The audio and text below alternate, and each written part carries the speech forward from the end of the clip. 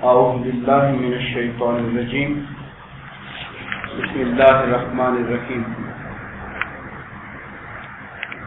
ام لهم نصیب من الملک فإذا لا يؤتون الناس نقیرا صدق اللہ مولانا العظیم وبلغنا رسولہ النبی الکریم۔ محترم و مکرم قابل احترام سامعین علی احتشام، اللہ تبارک و تعالیٰ کے فضل و کرم اور اس کے حبیب کریم حضور نبی اکرم صلی اللہ علیہ وآلہ وسلم کے نالین پاک کے تصدق سے سورہ نساء کی آیت نمبر 53 سے لے کر 57 تک کے حوالے سے ہم انشاءاللہ گفتگو کریں گے۔ اللہ تبارک و تعالیٰ نے ارشاد فرمایا، ام لہم نصیب من الملک، کیا ان کا بادشاہت پہ حصہ ہے؟ ام لہم نصیب، نصیب کہتے ہیں حصے کو، من الملک، ملک سے مراد اختیار، بادشاہت، کیا ان کا حصہ ہے اس کائنات کی بادشاہت میں؟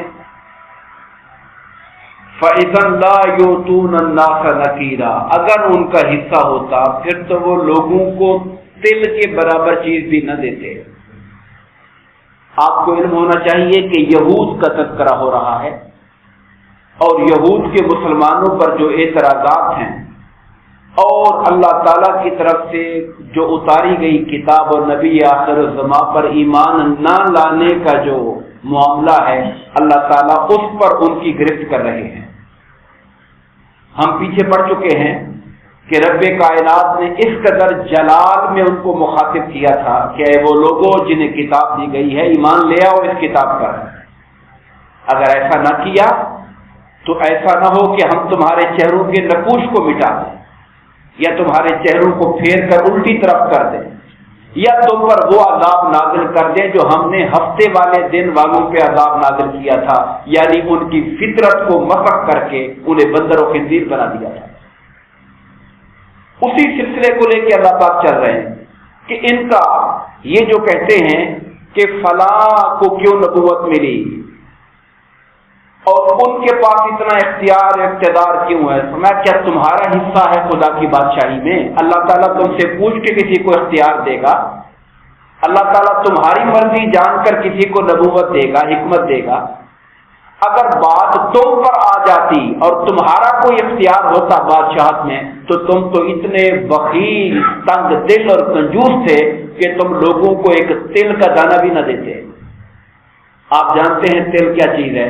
ایک روٹی سے ایک نان لگواتے ہیں، اس کے اوپر بھی 20 تل لگوا لیتے ہیں ہم، تو کہا ایک تل کے برابر بھی تم کسی کو چیز نہ دیتے۔ تمہاری کمزرفی کا عالم تو یہ ہے۔ ام یحسدون الناس، کیا یہود حسد کرتے ہیں لوگوں پر؟ الا ما آتاہم اللہ من فضلہ، جو اللہ نے انہیں اپنے فضل سے عطا فرمایا۔ اللہ کسی کو بادشاہت دے، کسی کو نبوت دے، کسی کو اقتدار دے، کسی کو اختیار دے، یہ اللہ کی شان ہے۔ جو اللہ کسی کو دیتا ہے یہ اس پہ حسد کرتے ہیں۔ ایک اور مقام پہ خدا فرماتا ہے کہ کیا بانٹنے والے ہم ہیں یا یہ بانٹنے والے ہیں؟ ہماری بادشاہت، ہمارا اختیار ہے اور ہم بانٹتے ہیں، ان کو کیا حق ہے یہ کسی کی اللہ کی تقسیم پر اعتراض کر سکے؟ فقد آتینا آل ابراہیم الکتاب والحکمہ، ہم نے ابراہیم علیہ السلام کو، ان کی اولاد کو بھی کتاب دی تھی اور حکمت و دانائی دی تھی، نبوت دی تھی۔ وآتیناہم ملکا عظیما، انہیں ہم نے بہت بڑی بادشاہت دی تھی۔ اشارہ ہے حضرت داؤد اور حضرت سلیمان علیہ السلام کی طرف، یہ سارے حضرت ابراہیم علیہ السلام کی اولاد ہے۔ کہ ہم نے پہلے بھی ابراہیم علیہ السلام اور ان کی اولاد پر اپنا خاص فضل کیا، انہیں ہم نے نبوت دی اور ان کی اولاد میں ہم نے پھر بادشاہت بھی رکھی، اقتدار بھی ان کو دیا، اور اس طرح کا اقتدار کہ جس کی مثال پہلے نہیں مل سکتی، کہ جنات پر بھی ان کا اختیار، پرندوں پر بھی ان کا اختیار، ہواؤں پر بھی ان کا اختیار۔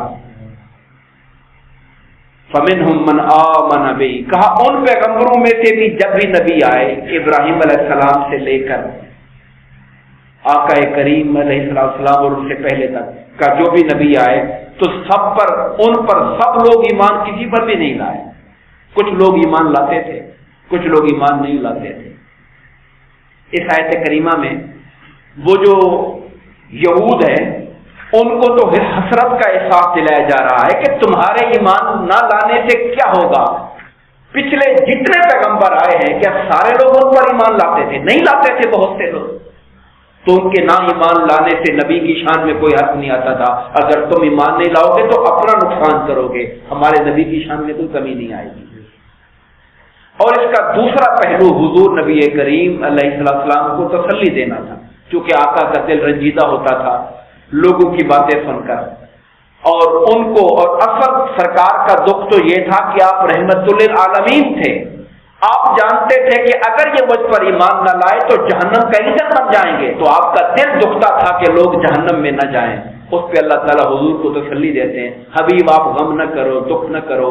पिछले नबियों पर भी क्या सारे लोग ईमान लाते रहे हैं?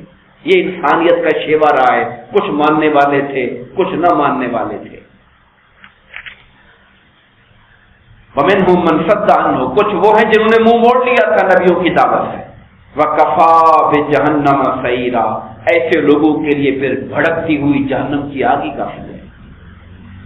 आगे अल्लाह पाक ने 2 आयतों में नतीजा बता दिया कि जो मानने वाले हैं उनको इनाम क्या मिलेगा और जो ना मानने वाले हैं उनको सजा क्या मिलेगी। इसी पर अल्लाह ने 2 आयतों के अंदर हमारे सामने खोल के बात को रख दिया। इन्नल्लज़ीना कफरू बिआयातिना, वो लोग जो हमारी आयतों का इनकार करते हैं। अब ये अल्लाह की आयत है ना, क्या लोगों नबी मुकर्रम पर ईमान ले आओ, किताब पर ईमान ले आओ, ये अल्लाह की आयत है। अब जो रसूल पर ईमान नहीं लाता वो अल्लाह की आयत का इनकार करता है। जो अल्लाह ताला की तालीमात पर ईमान नहीं लाता वो अल्लाह की आयतों का इनकार करता है। फरमाया जो हमारी आयतों का इनकार करता है, सौफ नुस्लीहिम नारा, हम अनकरीब उन्हें जहन्नम में डालेंगे। कुल्लमा नदिजत जुलूदुहुम, जब कभी भी उनकी जिल्दें आग के अजाब से जल जाएंगी, जाहिर है जब आग में डालेंगे, और ऐसी आग जिससे दुनिया की आग भी 70 बार पनाह मांगती हो, तो खालें जल जाएंगी। अब जब खाल जल गई और बंदा खत्म हो गया तो क्या अजाब खत्म हो गया? कहा नहीं। जब कभी उनकी खालें जल जाएंगी, बद्दल्लाहुम जुलूदन गैरहा, हम उनको और खालों से तब्दील कर देंगे। अजाब का ये सिलसिला चलता रहेगा। एक खाल जल गई हम और खाल दे देंगे, वो जल गई हम और खाल दे देंगे, और ये सिलसिला अजाब चलता रहेगा हमेशा के लिए काफिरों के लिए। लियज़ूकुल अजाब, ताकि वो अजाब को चखते रहें। इन्नल्लाह काना अजीजन हकीमा, बेशक अल्लाह ताला हर शय पर गालिब और निहायत हिकमत और दनाई वाला है।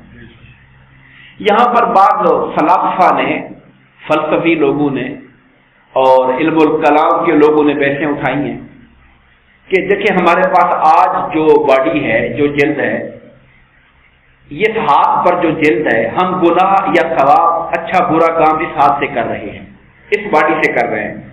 जब ये बॉडी जल जाएगी और नई बॉडी मिलेगी तो उस बॉडी ने तो गुनाह नहीं किया होगा, तो उस बॉडी को अजाब देना ये तो ऐसे है जैसे उसने गुनाह किया नहीं, बगैर गुनाह के अजाब दे रहे हैं उसको।